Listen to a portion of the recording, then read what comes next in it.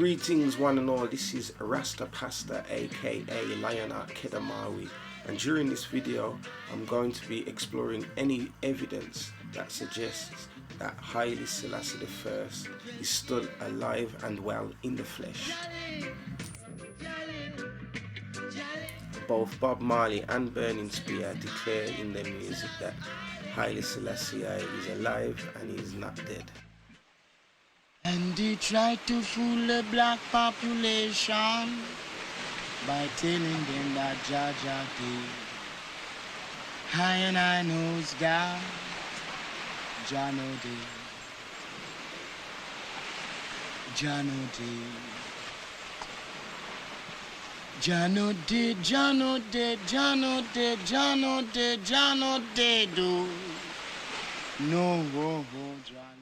Okay, so this next clip you're going to hear is the grandson of Haile Selassie, and he has asked the question, is there any proof that Haile Selassie is dead? And this is his response. Well, as far as I know, there is no proof to that he is dead.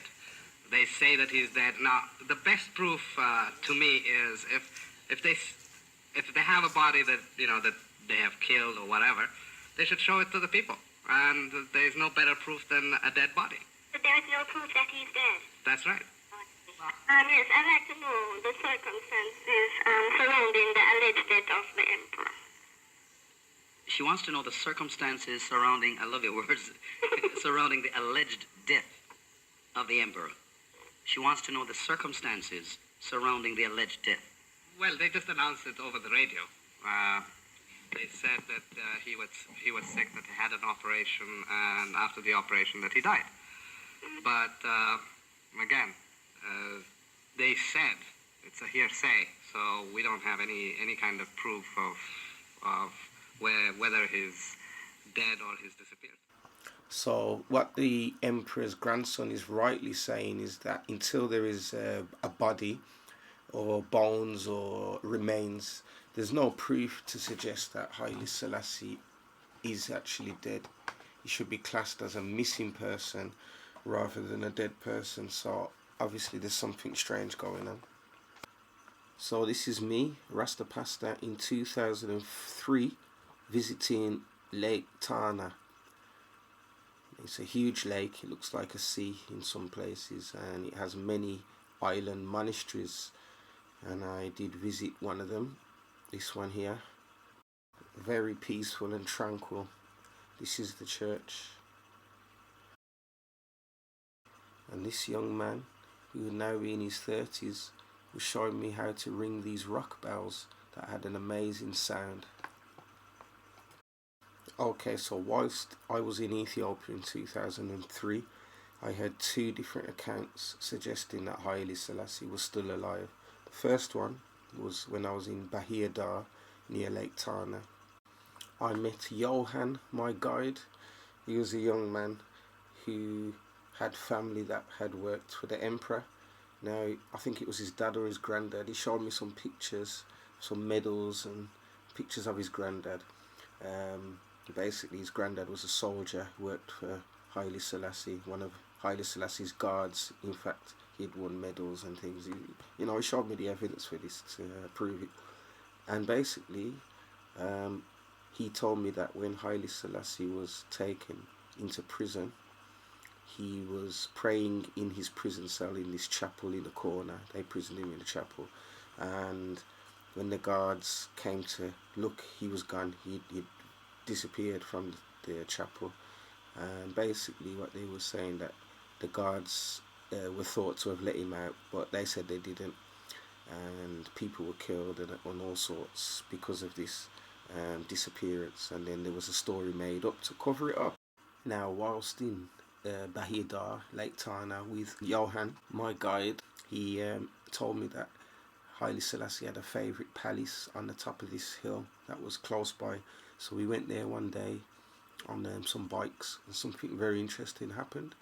As we left the bikes at the bottom of the hill, climbed this hill to see this palace, and there was like a long drive going up to the palace as you got to the top of the hill, and there was a security guard, Ethiopian obviously, with a machine gun, And as we got close to him, he kind of said in Amharic, "What are you doing up here? You know you're not supposed to be here." And then, when I looked inside the grounds of the palace, it was quite a distance away, talking about 100 meters or so. So it was in the distance, but I seen a figure, a short person like Selassie's height, wearing the cloak, the khaki uniform that Haile Selassie wore. But whoever it was, they was looking at me directly for a good 3 to 5 seconds before they went inside this building, and I felt like I was seeing something that I wasn't supposed to be seeing, the way the security guard was acting.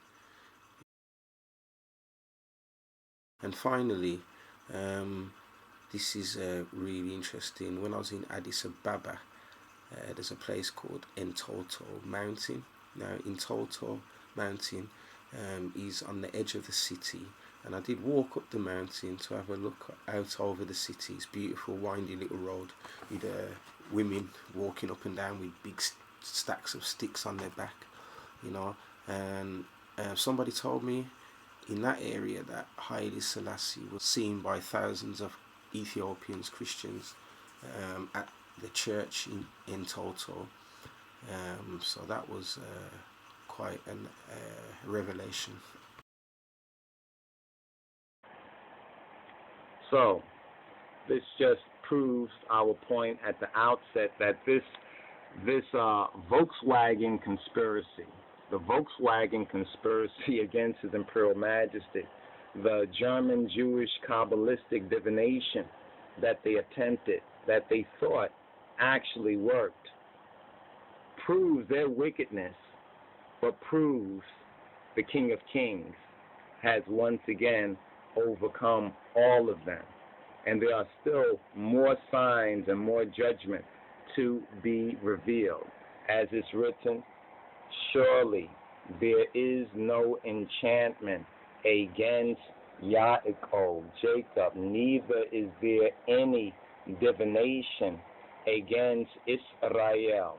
According to this time, it shall be said of Yaakov and of Israel, what hath God wrought? Orit ze chulqe, hayasos, be Yaakov laya asmat yellem, be Israelim laya mewarit yellem, be gizeu sile Yaakov na sile Israel, egzyavi hermina derege yibalam.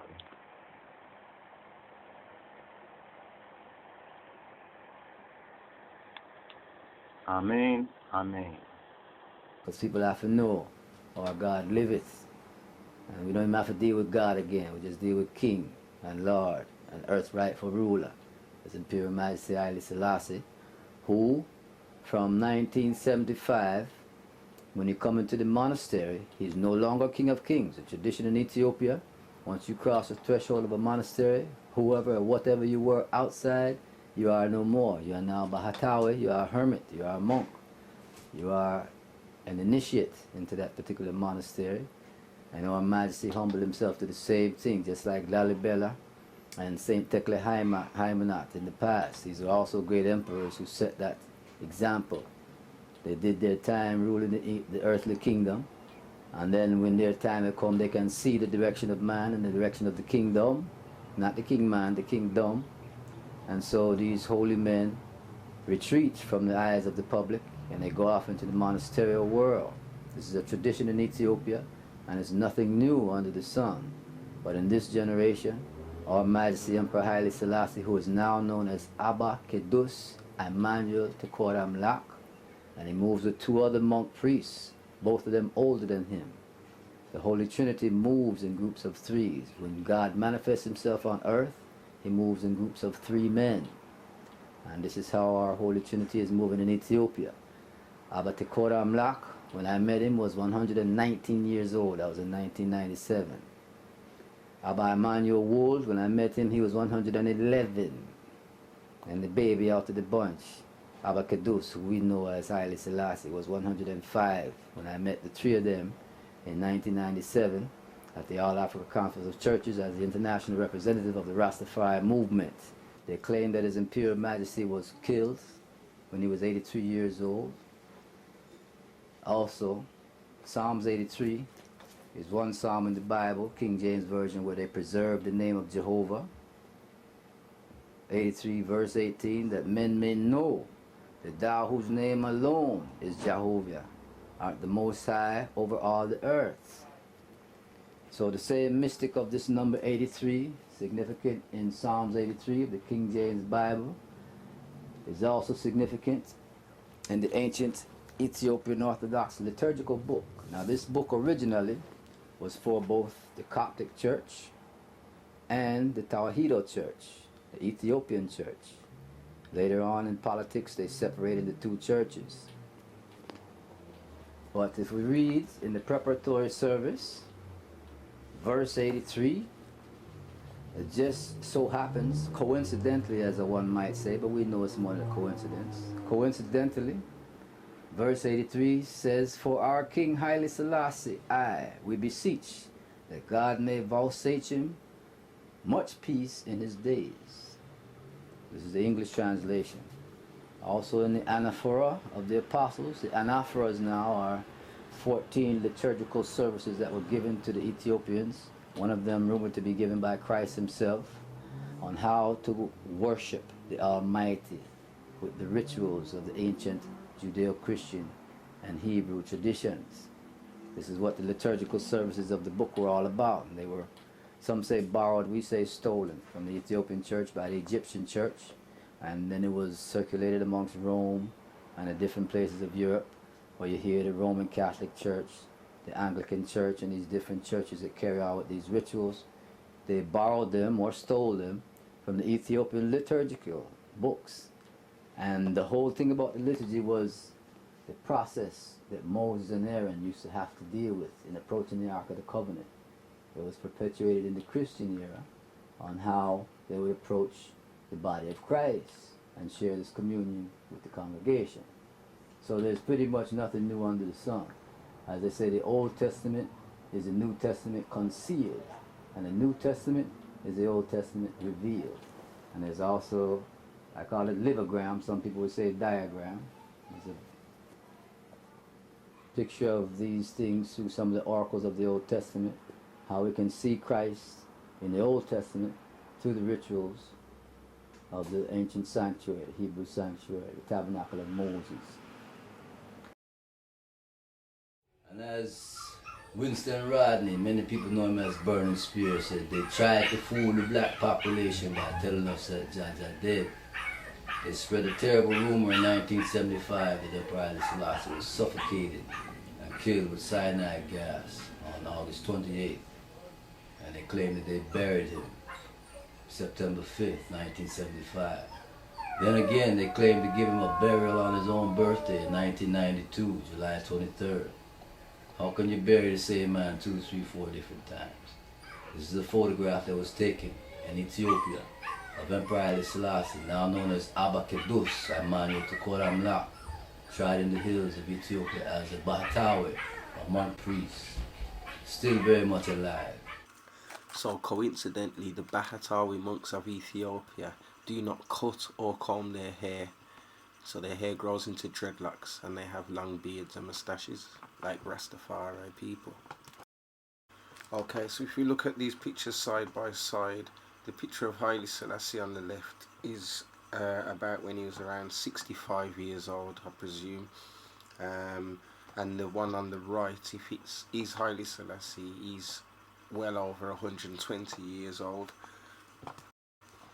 If you look at where the arrow is pointing, you'll see where the nose meets the face. The lines are exactly the same. And then the line that extends down from the nose past the mouth is pretty much the same. And just imagine now, obviously with the growth of the beard and the aging of the nose, this could very well be Haile Selassie. This is a colour version, but the resolution is not so good. Okay, so here we have another reported picture of Abba Kidus or Haile Selassie, and if we compare the two pictures, Again, we can see the striking resemblance. Now, obviously, the one on the left, Haile Selassie, again was around, 70 years old, whereas the picture on the right, I'm not sure, but he would have been, well over 100. Personally, I think we are looking at Haile Selassie in both of these images, but there is a clear difference in the nose. I believe this is due to age. Look around and see a bunch of senior citizens and notice that in fact their facial appendages are slightly larger than their younger counterparts. So why is this? Well, it is true that as we age, our nose and ears do get bigger, but not because they are growing. The real reason is a common scientific force known as gravity. You see, our nose and our ears are made of cartilage, and while many people mistakenly believe that cartilage never stops growing, the fact is cartilage does stop growing. However, cartilage is made of collagen and other fibers that begin to break down as we age. As you age, gravity causes the cartilage in your ears and nose to break down and sag. This results in droopier, longer features. Studies have estimated that ears lengthen at a rate of about 0.22 millimeters per year. The growth appears in men and women, so it's just one of the many universal joys of getting older. Me, personally, Rasta Pastor, from my youth, being around Rastafari people, from young, I've never believed that Haile Selassie I actually died.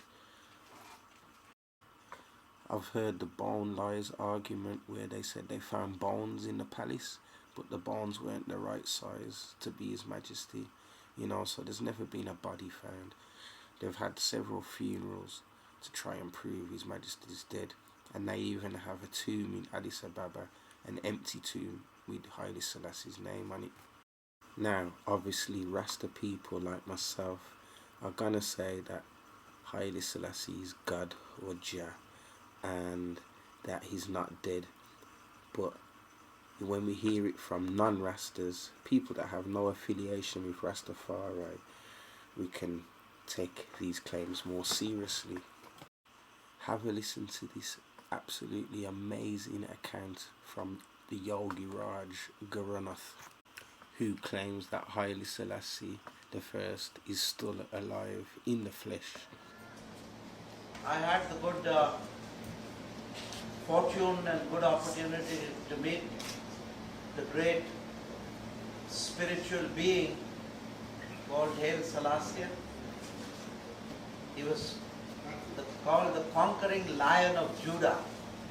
Conquering lion of Judah.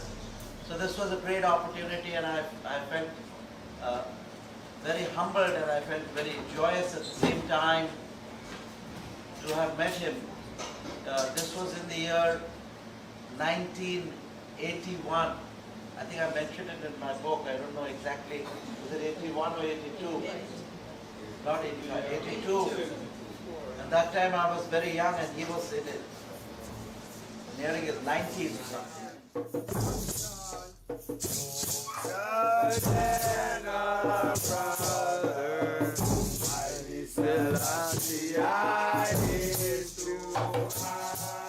It was a great experience to meet such a spiritual being. He was not an ordinary being, he was a spiritual master. Oh! And his work was very difficult because he took on a lot of karma, a lot of hardships from the people of Ethiopia. His souls had to pass through these tribulations, they had to pass through trials to get to the eternal heavens, to get to the eternal space, the space of God. So he was preparing the space of God for not only the people of Ethiopia, but people all over the world.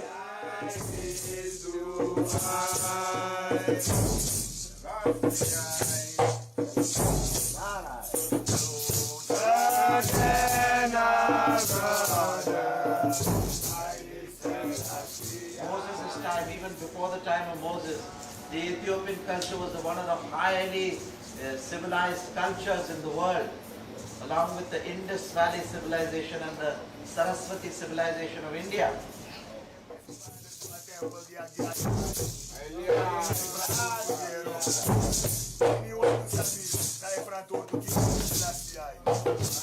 Some people had said that His Majesty had already gone, he had taken his samadhi, he had died.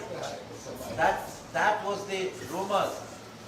But some people, the Rastafarian people and other people, that feel that he came back from his body, because I met him in 1982 and he was declared dead in 1970, sometime in 1970, right? 1975. And I met him in 1982. That means, like the Christ, he has either risen from the dead. So this is a thing which it's a very spiritual thing. I won't want to go into this. I'm going to leave it to you to contemplate and see what this great master had done. And that he was there and he expressed to have a fire ceremony. So that time he was nearing 100. He was well over 90.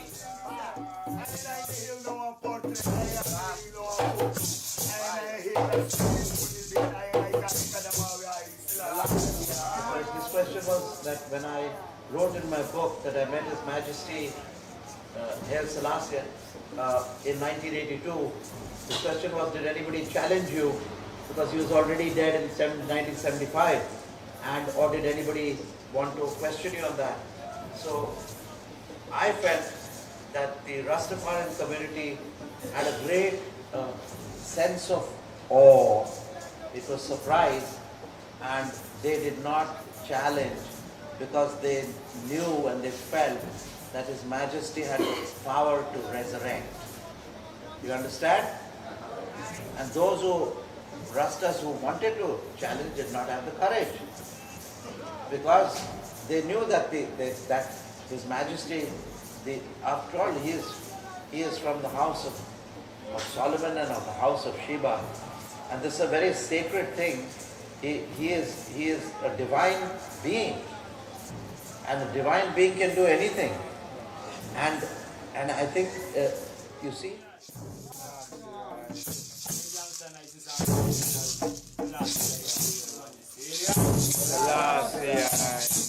The minds of different people are different. So the mind in Africa is more open. They are not closed. They are not inhibited. They do believe, yes, a spirit can come, an angel can appear, Christ can bless you, Haile Selassie can meet you. As long as you have that hope, he can come and meet you. You can feel his presence. You can feel him talking through me. So once you open up your heart, nothing is impossible.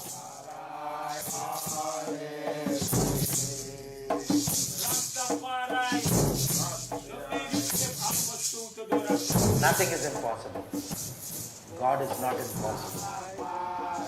Only the stupid mind is impossible, which keeps tripping over its own doubts. And then ultimately, if the mind keeps doubting, it gets analysis, paralysis, and dies. The moment your mind dies, God appears. God is no mind. God is. And when the mind disappears, God appears. As long as the mind is there, God chooses to be in the background. Because the mind is ego.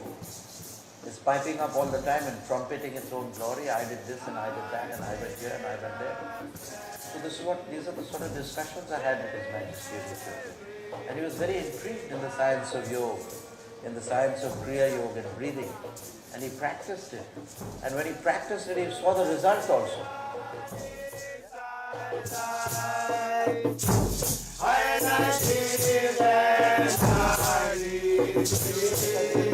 a very, very ancient soul, come from the divine spheres. He's not only born in this life, he's tens of thousands and thousands of years old. That soul is tens of thousands and millions of years old.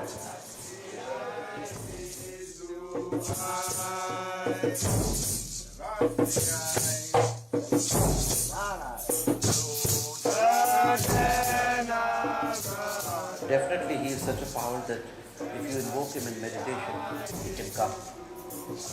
He's more than an ordinary soul. This is the message, which all of you are aware of.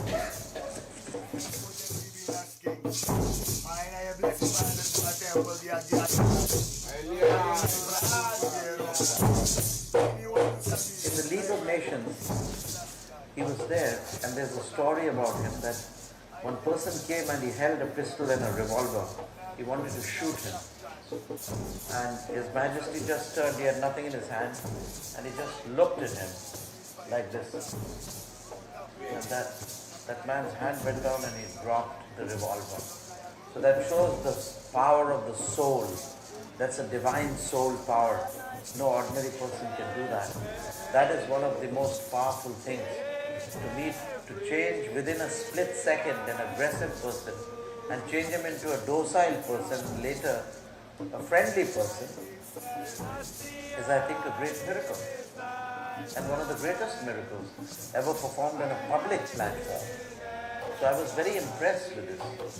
And there are many stories of this which are so ancient. As you may know, Haile Selassie lived in England, in Bath, during his exile years. This next account is incredible.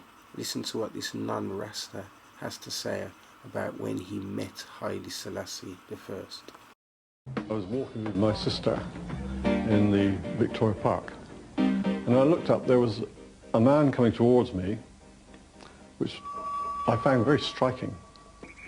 He was immaculately dressed, but he was quite small, but very, very powerful. Great sense of energy coming off him. And he walked up to us and spoke to us, and with great charm. He had a very gentle, quiet voice, very quiet. He patted me on the head, and I can remember to this day the sense of being in the presence of someone who was more than a man. His eyes were very powerful, very dark, but very truthful. There's a sense of truth, honesty, perfection. And this is a memory that stuck with me all these years. And I'm pleased to have met him.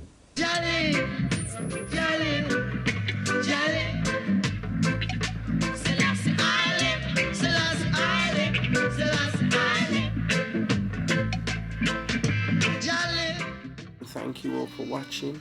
Don't forget to like and subscribe to the channel. God bless you all. One love.